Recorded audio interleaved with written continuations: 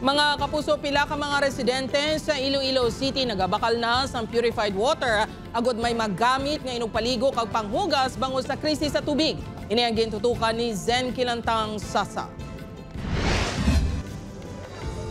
Nangin madahog ang baligyaanay sang purified water sa water retailer nga ini sa Barangay Bulilao, Mandurriao halin pa sang Lunes sang nagsugod ang water supply shortage sa syudad. Ang tubig nga sarang nakuntani mainom ginagamit na lang nga pangpaligo kag panghugas sa mga gamit sa balay. Kadamaan sa pumuluyo sang barangay wala gid sang supply sang tubig. Kun sang una duha ka tangke sang purified water lang kada adlaw ang mapaubos sang manugbaligya.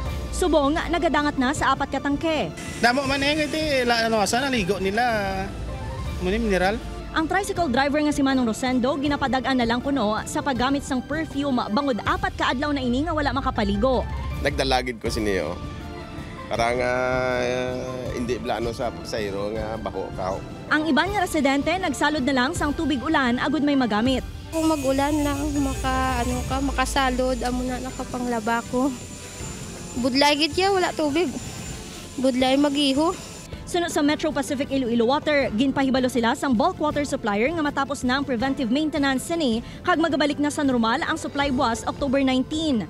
Wala man sila ka-relate in terms of percentage pero gina-project nila hopefully by tomorrow afternoon makamat-amat na sila pasulod ng tubig sa aton linya.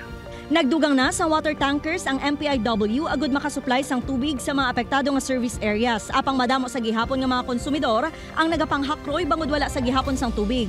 Samtang gintinguan sang news team nga makuha ang bahin sang flow water nga bulk water supplier sang MPIW apang wala pa sila maka-issue sang statement.